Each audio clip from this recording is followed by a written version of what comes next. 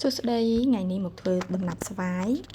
ឬក៏គេហៅថាផែនស្វាយហ្នឹងចាអញ្ចឹងគ្រឿងផ្សំយើងមានតែស្វាយទុំជាមួយនឹងអំបិលមួយចិបហ្នឹងចាអញ្ចឹងខ្ញុំប្រើស្វាយកែវល្មៀតចាជាដំបូងយើងចិតសបកឲ្យស្អស់មកចាហើយចំពោះស្វាយទុំហ្នឹងខ្ញុំធ្វើ3គីឡូចិតឲ្យបានថ្លឹងចាអញ្ចឹងសាច់ស្វាយហ្នឹង3គីឡូចាចិតសបកអស់ហើយយើងនឹងឲ្យកាត់ពីអញ្ចឹងមកអូខេកាត់វាអស់ហើយយើងយកវាទៅក្លុកណាដោយសារខ្ញុំមើលក្លុកវាអត់ម៉ត់អញ្ចឹងទៅកុំឲ្យវាមានសរសៃចាអូខេហើយយើងមានដាក់ទឹកដាក់អីទៀតណាចាយើងយកស្វាយទុំហ្នឹងដាក់ចូលម៉ាស៊ីនក្លុកហើយយើងយកក្លុកមកទៅពេលក្លុកទៅវាចេញទឹកពីស្វាយហ្នឹងមកហើយ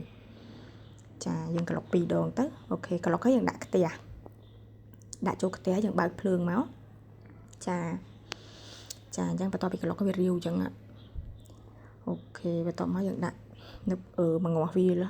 នៅពេលពុះយើងដាក់អំបិលមួយស្លាបព្រាកាហ្វេចូលទៅចាបន្ទាប់មកយើងកូរវាទៅណាចាមិនបាច់កូរជាប់ពេកក៏បានដែរ1នាទី2នាទីមួយកូរម្ដងណាកូរដើម្បីកុំឲ្យវាខ្លោចខ្ទះចានៅពេលដែលវាពុះយូរទៅចិត្តរៀងទឹកវារៀងខ្ទុះអញ្ចឹងយើងពាក់សោមដៃពាក់អីទៅចាកុំឲ្យខ្ទះត្រូវអូខេបន្តកូររហូតដល់វាឡើងខាប់ចាវារីងទឹកអស់ស្ងួតទឹកចំពោះស្វាយខ្ញុំ3គីឡូហ្នឹងខ្ញុំកូរ1ម៉ោងចាបាននៅប៉ុណ្ណឹងបន្ទាប់មកយើងក៏ចាក់យើងក៏ដួសដាក់ថាសចានៅពេលដាក់ថាសយើងវាឲ្យវាកុំស្ដើងពេកហើយក៏កុំក្រាស់ពេកណាចាស្ដើងពេកនៅពេលស្ងួតទៅយើងពិបាកបកហើយវាស្វិតហើយនៅពេលដែលយើងដាក់មកល្មមទៅកុំឲ្យវាក្រាស់ពេកចាក្រាស់ពេកក៏វាគ្រាន់ស្ងួតវាជ្រាយក្នុងអញ្ចឹងណាអញ្ចឹងយើងវាមកតាមចំណង់ចំណូលចិត្តយើងមកចាបន្ទាប់មកទៀតយើងក៏ដាក់5ថ្ងៃចាអូខេអញ្ចឹងខ្ញុំបាន2ថាសហ្នឹងយើងដាក់5ថ្ងៃគ្រប់ស្បែកកុំឲ្យរយរោមអូខេខ្ញុំ52ថ្ងៃដោយសារអត់មានថ្ងៃមួយរយៈនេះរៀង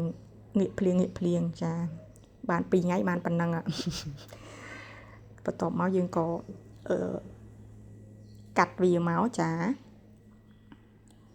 កាត់មកល្មមតាមចំណង់ចំណូលចិត្តយើងខ្ញុំកាត់ប៉ុណ្ណឹងហើយខ្ញុំដាក់5ថ្ងៃថែមទៀតបន្ទាប់មកបានថាយកវាមកមូលទុកណានេះសាច់ស្វាយខ្ញុំ5ថែម1ថ្ងៃទៀតបានប៉ុណ្ណឹងចាអញ្ចឹងមានប៉ុណ្្នឹងទេចាអរគុណចំពោះការតាមដានកុំភ្លេចជួយ like share ព្រមទាំង follow page ម្នាក់មួយផងជួបគ្នានៅវីដេអូក្រោយៗទៀតជម្រាបលា